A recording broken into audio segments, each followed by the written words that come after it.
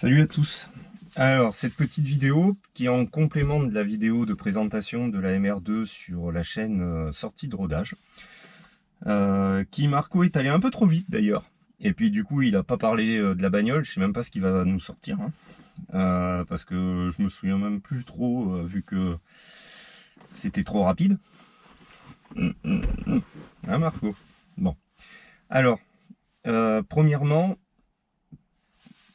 pourquoi, qu'est-ce que ça veut dire MR2? On va aller directement. En fait, MR, c'est Midship Runabout. Quand tu fais la traduction en anglais, midship, ça veut dire milieu du bateau, mais en fait, c'est central du coup. Et runabout, voilà, donc je sais pas trop. En attendant, de mémoire, je crois que ça voulait dire arrière, moteur arrière en fait. Voilà. Pourquoi 2? Parce que c'est une propulsion. Et que sûrement Toyota avait l'idée de faire une 4 motrices comme une Toyota Seika. Voilà. Qu'est-ce qu'il y a d'autre à dire? Après, il existe trois versions. Enfin, 4, mais vraiment 3 versions. Hein, la V1, la V2 et la V3. La AW10 et la AW11, qui sont la première version. La SW20, qui est la deuxième version. Et la ZZ30, qui est la troisième version, celle que je possède. Donc, la AW. Alors, pourquoi AW? Alors, W, je sais pas. Par contre, A, pourquoi? Oui, je sais. A, parce que c'est le 4AGE qu'il y a dedans comme moteur, comme le moteur de la 86. Hein. Voilà, c'était tout simple. La S20. S20, donc S pour en fait le 3SGE. Voilà. Et en sachant il y avait aussi le 3SGTE. Voilà. Et après, du coup, la ZZ30, celle que j'ai, le 1ZZ FE. Alors chez Toyota, je pense que j'y reviendrai sur les significations des moteurs et les choses comme ça, que comme ça on sache plus ou moins qu'est-ce que ça veut dire. Parce que ça c'est pareil, je connais, donc je pourrais en parler. Qu'est-ce qu'on peut dire? Tout simplement déjà le kilométrage de la voiture. Alors il faut savoir que la voiture est une version anglaise. Donc du coup, c'est exprimé en miles. Et ce cher Marco, il n'a pas pris le temps d'appuyer sur le bouton Trip B et l'odo. Donc là, c'est bien l'odo. Donc je suis à 118 miles 17. Donc il faut faire le calcul, ça fait à peu près 200 000 km. Quand je l'ai acheté, je crois qu'il était à 115 miles, quelque chose comme ça. Si on regarde le fond de compteur a été remplacé. Hein. C'est moi qui l'ai remplacé, le fond de compteur. J'ai le vieux fond de compteur. Alors, il faut savoir que là derrière, hein, pour même... si. Voilà. Et les clignots. Hop, merde. Voilà. Hop, je coupe, je ne veux pas vider la batterie. Le fond de compteur. Alors, le fond de compteur, d'origine, il est gris. Je vous ferai une petite photo, je pense. J'ai chez moi, encore, le vieux fond de compteur. Je me suis un peu fait chier à le changer. Et celui-là, quand je l'ai acheté en Pologne, de mémoire. Et du coup, le mec a pas peint derrière. Moi, je pensais mettre que des LED blanches. Et au final, quand je l'ai monté, j'ai eu la surprise d'avoir des couleurs. Aucune couleur. D'avoir que du blanc. Et de mémoire, je crois que c'est pas légal. Donc du coup, pour remettre les choses bien à plat et bien propres, du coup, je les ai mis en couleur. Niveau intérieur, est-ce que j'ai modifié quelque chose? Non. Si. J'ai fait là un contour pour le spinner. en impression 3D. Hein. À l'intérieur, bah, du coup, c'est pareil, hein, c'est des Alpines. Et de l'autre côté aussi, je l'ai fait. Voilà, ça, il ne l'a pas montré non plus. Et puis, derrière, on va faire quelque chose. Parce que je crois que ça, il n'a pas filmé non plus. Alors, le coffre arrière, il est là. Sauf que j'ai pas eu le temps de le finir. Et puis du coup, j'ai branché mon petit écu additionnel. En sachant qu'il gère pas grand chose pour le moment. Donc il faut que je tire mon USB pour le faire venir ici. Histoire d'avoir le PC sur le siège conducteur. Et ce que j'aimerais bien à la longue, c'est l'avoir sur l'écran ici. Je ne sais pas pour l'instant comment je vais faire, mais je vais le faire. Un autoradio Android. Il est bien fixé. Juste l'encadrement qui je l'ai mis, mais au final, il faut que je joue un peu sur le peu de jeux que j'ai. Et puis je vais faire des barres ajourées là pour éviter qu'on voie l'intérieur.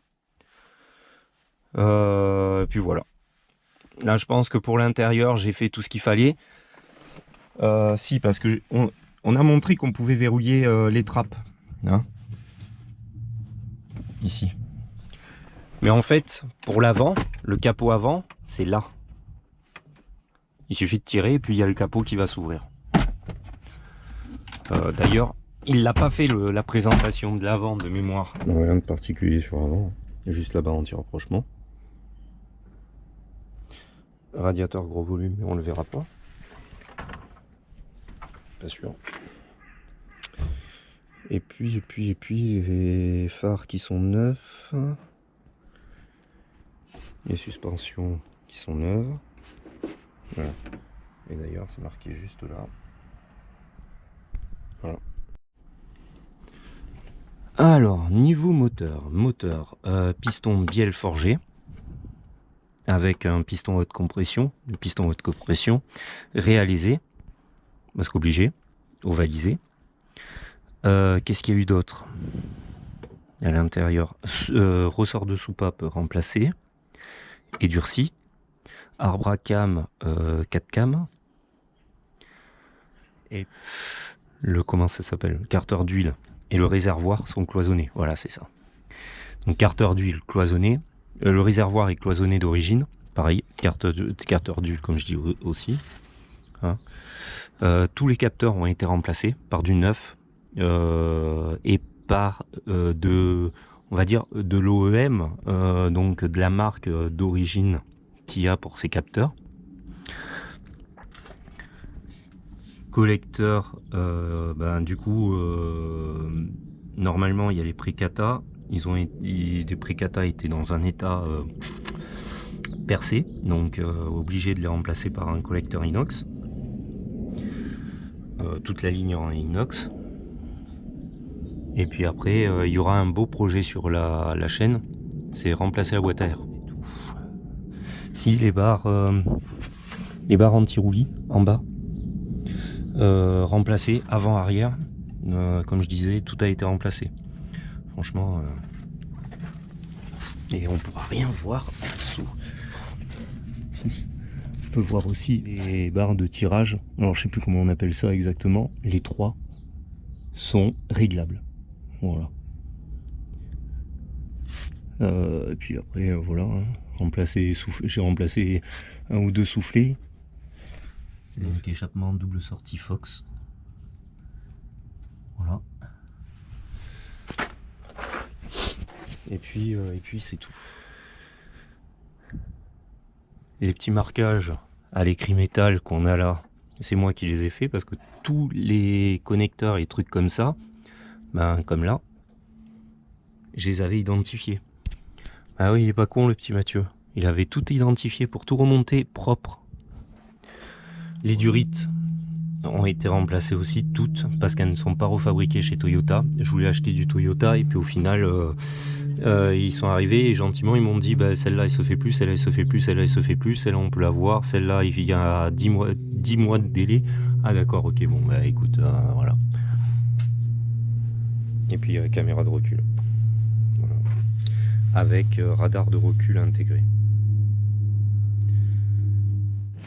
Et qu'on peut voir quand même, je me suis pas trop loupé sur la capote. Hein. Elle est bien tendue. Je l'ai bien fait. Alors, les jantes, je les ai repeintes moi-même. Hein. Putain, ça c'est la wax. Il suffit de frotter un peu, ça part. Donc les jantes, je les ai repeintes moi-même. Donc c'est là on voit un peu de merde. C'est parce qu'il a fallu les décaper d'abord. Il y avait 3 tonnes de peinture dessus. Et puis après je les ai repeintes. Voilà. Peintes, vernis, machin, voilà. Les disques, c'est des Project Mu. Et les plaquettes, c'est du Brembo je crois. Voilà. Il n'y a rien de particulier. Les 4 étriers ont été remplacés et ont été peints à la résine aussi. Donc du coup, pour éviter qu'ils rouillent.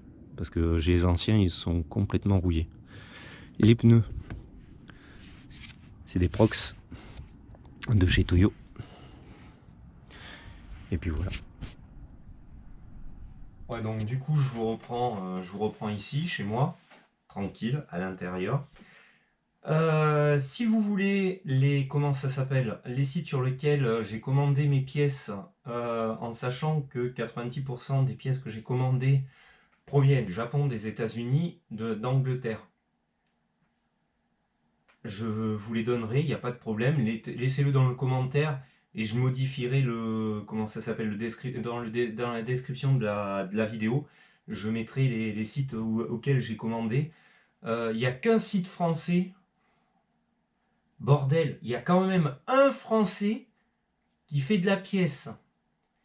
En sachant que ce site français, c'est Rodney Racing.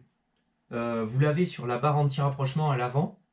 Et je lui ai acheté la barre anti-rapprochement, un sticker que j'ai pas encore collé, pour voir le niveau d'huile manquant, parce que c'était quelque chose qui était sympa, je trouvais. Et l'ensemble de poulies qu'il fabriquait. Voilà. Chose aussi que j'ai oublié de préciser. Alors je sais pas si je l'ai mis si je l'ai dit dans la vidéo de Marco, mais du coup je ferai de la redite. J'ai changé l'embrayage, le volant moteur.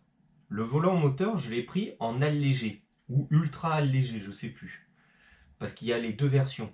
Donc il y en a un qui fait 4 kg et l'autre qui fait 3 kg ou un truc comme ça. Moi, c'est celui qui fait 3 kg. 3 kg 7 de mémoire. Et l'embrayage, si je dis pas de bêtises, c'est un 4 patins avec des ressorts plus durs. Est-ce que ce sera mis dans la vidéo à Marco? Bonne question. La boîte de vitesse, et rien n'a été fait dessus. Par contre, il faut savoir que les boîtes de vitesse sur les ZZ européennes ont un différentiel à glissement limité de type Torsen. Donc moi, je l'ai dedans. Je l'ai bien vérifié. J'ai retiré les cardans, je peux vous le dire. J'ai pas démonté la boîte, mais au moins en sortant les cardans, voilà. Je mettrai peut-être un peu de vidéo parce que je crois que j'ai la vidéo où j'ai sorti la butée et vous montrer la butée dans quel état elle était. Franchement, c'est... Ah ben, je me demande comment ça embrayait encore.